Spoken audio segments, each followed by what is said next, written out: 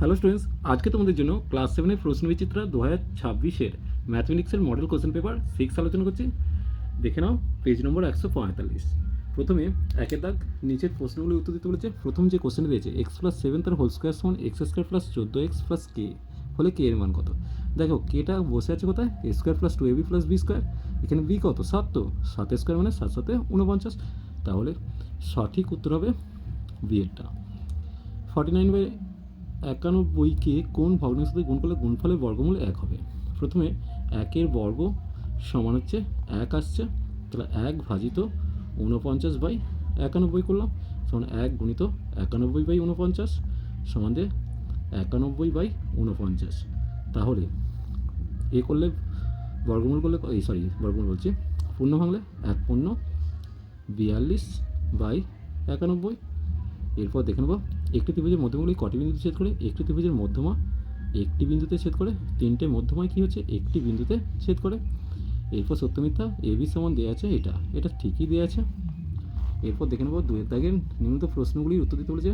22/7 ভগ্নাংশটি 2 ও 3 দশমিক স্থান পর্যন্ত আসন্ন মান লিখতে বলেছে। প্রথমে 22/7, 3 খাইয়েছি 21, এরপর দশমিক খাওয়ালাম 1 আর 0 হলো, এবার 7 1 7, 3 নামলো 0 হয়ে গেল, তারপর 30, তার মানে 4 7 28, 2 নামলো 0 মানে 20, 7 2 14, এবার 6 0 27 56। তাহলে 2 দশমিক স্থান পর্যন্ত মান হলে 3.14 হবে উত্তর, আর 3 দশমিক স্থান পর্যন্ত আসন্ন হলে 3.143 হয়ে যাবে, কারণ এটা 5 বা 5 থেকে বড় দিয়ে আছে। এরপর দেখো ত্রিভুজের সর্বসমতার দুটি শর্ত লিখতে বলেছে। দেখো ত্রিভুজের সর্বসমতার 1 নম্বর শর্ত যদি আমি লিখি, বাহু বাহু বাহু অর্থাৎ সাইড সাইড সাইড। একটি ত্রিভুজের 3টি বাহুর সঙ্গে অপর ত্রিভুজের 3টি বাহু সমান হলে কী হবে, সর্বসম হবে। আর 2 নম্বর শর্ত সাইড অ্যাঙ্গেল সাইড, অর্থাৎ একটি ত্রিভুজের দুটি বাহু তাদের মধ্যবর্তী কোণ অপর ত্রিভুজের দুটি বাহু তাদের মধ্যবর্তী কোণ যদি সমান হয় ত্রিভুজ দুটি সর্বসম। পূর্ণ বর্গাকারে সাজাতে বলেছে, দেখে নেব। দেখো প্রথমে 1টাকে a স্কোয়ার করেছি, আর 4/a স্কোয়ারটাকে 2/a তার হোল স্কোয়ার করেছি, তার মানে a স্কোয়ার b স্কোয়ার, মাঝখানে 2 × a × b, তার মানে 1 + 2/a তার হোল স্কোয়ার পেয়ে গেল। এরপর দেখো সূত্রের সাহায্যে সরল করতে বলেছে, দেখে নেব। প্রথমে অঙ্কটা লিখেছি, ধরি 2q - 3z সমান a আর q - 3z সমান b লিখলাম। এখন কী করছি, বিয়োগ করছি। বিয়োগ করলে এটা শিখে রাখো মাইনাস হবে, মানে এটা মাইনাস, এটা চিহ্নটা চেঞ্জ হবে, এখানে প্লাস থাকলে মাইনাস হবে, অর্থাৎ বিয়োগ করলে চিহ্নগুলো চেঞ্জ হবে, প্লাস মাইনাস, মাইনাসটা প্লাস, আর এখানে প্লাসটা মাইনাস হয়েছে। এবার দেখো 2q থেকে কিউ বাদ দিলে কিউ থাকছে, 3z কেটে যাচ্ছে, a - b, তাহলে a - b এর ভ্যালু কিউ পেলাম। অর্থাৎ এবার দেখো a² - 2ab + b স্কোয়ার, তার মানে কী হলো a - b তার হোল স্কোয়ার। a - b এর ভ্যালু কত, কিউ, তো তাহলে উত্তর আসবে কিউ স্কোয়ার। এরপর দেখো প্রদত্ত চিত্র থেকে কোন জোড়া একান্তর কোণ, কোন জোড়া অনুরূপ কোণ, একান্তর কোণ। তাহলে এখানে 2-এর সাথে একান্তর হচ্ছে 3 হবে। এরপর অনুরূপ কোণ হচ্ছে 1-এর সাথে 3, তাহলে 1 অনুরূপ কোণ, অনুরূপ 3 হবে। এরপর দেখো l + m > n, এই শর্তে l m n একক বাহু বিশিষ্ট ত্রিভুজ আঁকা সর্বদাই সম্ভব কিনা যুক্তিসহ লিখতে বলেছে। দেখো এক্ষেত্রে খেয়াল রাখতে হবে যে দুটো ত্রিভুজের এখানে n বাহুটাকে সবসময় বড় হতে হবে, তবে ছোট দুটো বাহুর যোগফল বড় বাহুর থেকে যদি বেশি হয় তবে ত্রিভুজ আঁকা যাবে।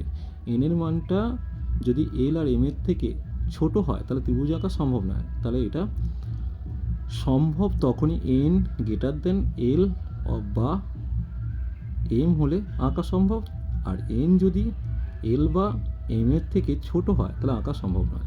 এবার দেখো 10-এর অঙ্ক দিয়েছে, 3-এর দাগে দেখে নেব। দেখো 25 সেকেন্ডে যায় ট্রেনের দৈর্ঘ্য +210 মিটার, আর 17 সেকেন্ডে যায় ট্রেনের দৈর্ঘ্য +122 মিটার। সেই বিয়োগ করছি, এখানে চিহ্ন চেঞ্জ হলো, এখানে চিহ্ন চেঞ্জ হলো, এখানে চিহ্ন চেঞ্জ হলো। তাহলে 25 থেকে 17 বাদলে 8 সেকেন্ডে যায়, ট্রেনের দৈর্ঘ্য কেটে গেল, 210 থেকে 122 বাদলে 88 মিটার। তাহলে 1 সেকেন্ডে যায় 88/8, আর 25 সেকেন্ডে যায় 88/8 × 25, 8 দিয়ে কেটে 11 পেলাম।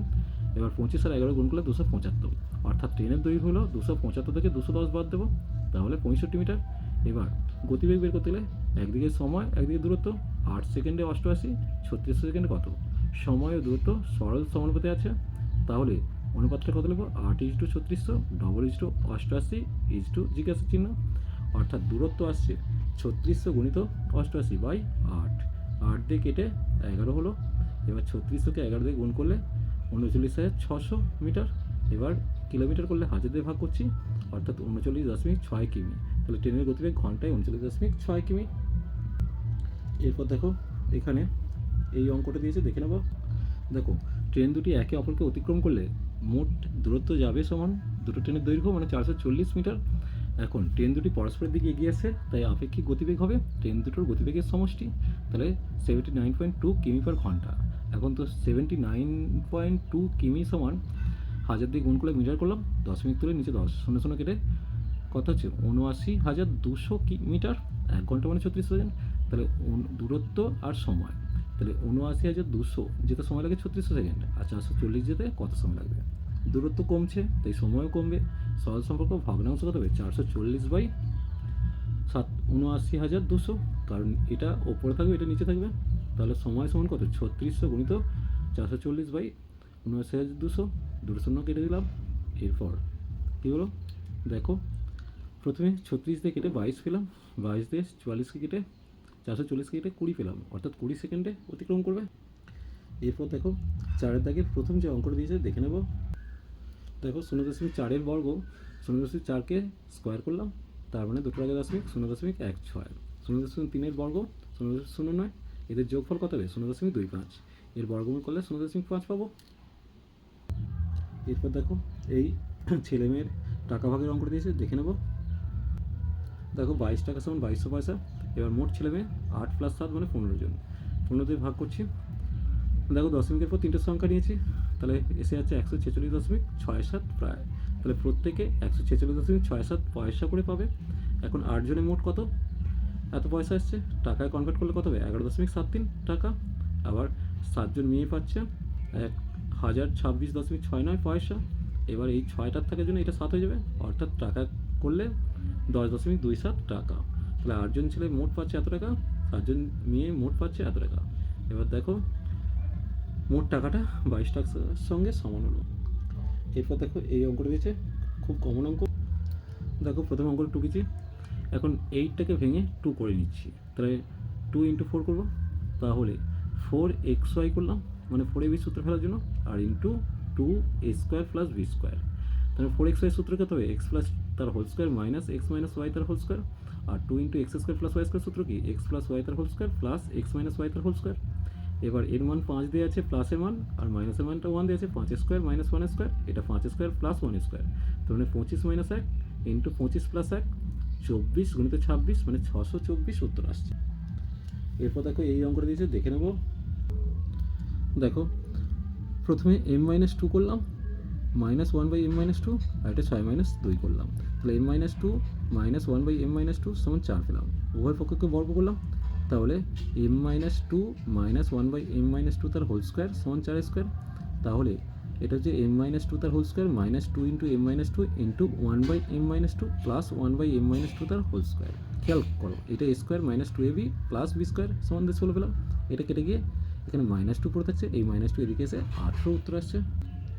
এরপর দেখো এটাও কমন অঙ্ক, দেখে নেব। প্রথমে x + y মানে কি?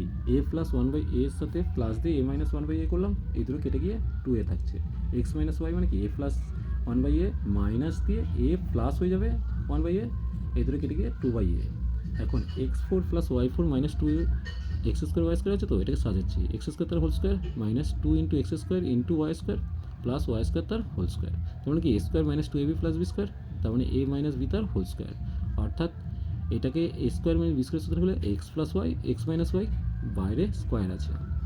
এবার দেখো এর মান 2a, আর এটা 2/a, কেটে গিয়ে 4 তার স্কোয়ার মানে 16 উত্তর আসছে। এরপর এখানে এই অঙ্কটা দিয়েছে, দেখে নেব। ধরি সংখ্যা দুটি হচ্ছে x y, তাহলে x × y সমান 14/15 দিয়েছে, আর x y 35/24 দিয়েছে। এটা 1 নম্বর, এটা 2 নম্বর করলাম। 1 × 2 করে পাই x × y × x/y সমান 14/15 × 35/24।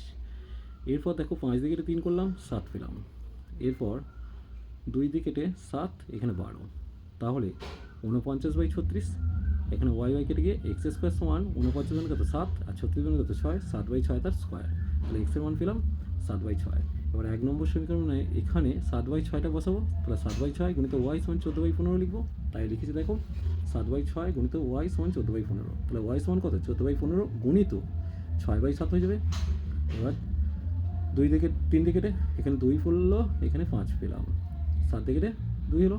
তাহলে ওয়াইয়ের মান 4/5, অর্থাৎ সংখ্যা দুটি হচ্ছে 7/6, কমা দিয়ে 4/5। এরপর দেখো এখানে পুতুলের সংখ্যাটা দিয়েছে,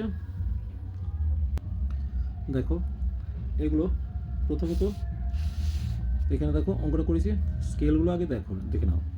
এটা হচ্ছে ওয়াই অক্ষ বরাবর 100, 200, 300, 400, 500 করে করেছি। আর এটা মাছের নামগুলো দেখো প্রত্যেকটাকে করেছি, যার মধ্যে মাটির পুতুল হচ্ছে ব্ল্যাঙ্কগুলো, আর দাগ কাটাগুলো হচ্ছে সোলার পুতুল। এরপর দেখে নেবো পড়ার বই, গল্পের বইটা। দেখো এখানে বইয়ের সংখ্যা 100, 200 করে বাড়িয়ে 1400 পর্যন্ত নিয়েছি, আর এদিকে বছরটা নিয়েছি। দেখো এর মধ্যে পড়ার বই হচ্ছে দাগ কাটাগুলো, আর গল্পের বই হচ্ছে ব্ল্যাঙ্কগুলো। এবার 6 দাগের দুটো আঁকা দিয়েছে, প্রথমে এটা আঁকতে দিয়েছে, দেখে নেবো। প্রথমে দেখো 4 সেমি এবি নিয়েছি আর বিসি 6 সেমি নিয়েছি। প্রথমে লাইন টানলাম, লাইন টেনে 90 ডিগ্রি কোণ আঁকলাম, তার সমদ্বিখণ্ডক করলাম। তাহলে সরলরেখাটা পেলাম। এখান থেকে এবির মাপটা নিয়ে 4 সেমি কেটে নিলাম, আর এখান থেকে বসিয়ে বিসি টোনের মাপ নিয়ে 6 সেমি কেটে নিলাম, এসি যুক্ত করে দিলাম। তাহলে এবিসি ত্রিভুজ তৈরি হলো। এরপর দেখো এখানে ডিএফ সমদ্বিবাহু ত্রিভুজ আঁকতে বলেছে, বাহু সংলগ্ন কোণ দুটির যোগফল হচ্ছে 100 ডিগ্রি। সমদ্বিবাহু ত্রিভুজের প্রতিটি সমান দুটি কোণের প্রতিটির মান হবে 50 ডিগ্রি। তাহলে প্রথমে একটা 6.2 সেমি এঁকেছি, এরপর লাইন টেনে 50 ডিগ্রি কোণ চাঁদা সেমি এঁকে নিয়েছি। এর পরের কাজ, প্রথমে লাইন টানলাম, এখানে 6.2টা কেটে নিলাম ইএফ, এখানে 50 ডিগ্রি, এখানে 50 ডিগ্রি, এখান থেকে কপি তুলে নিলাম, তুলে নিয়ে ডিইএফ পেয়ে গেলাম। চলো আজ এই পর্যন্তই, নেক্সট ভিডিও নিয়ে খুব তাড়াতাড়ি হাজির হবো। ভিডিওটি ভালো লাগলে লাইক শেয়ার কমেন্ট করো, পারলে চ্যানেলটিকে সাবস্ক্রাইব করে নিও। চলো টাটা বাই।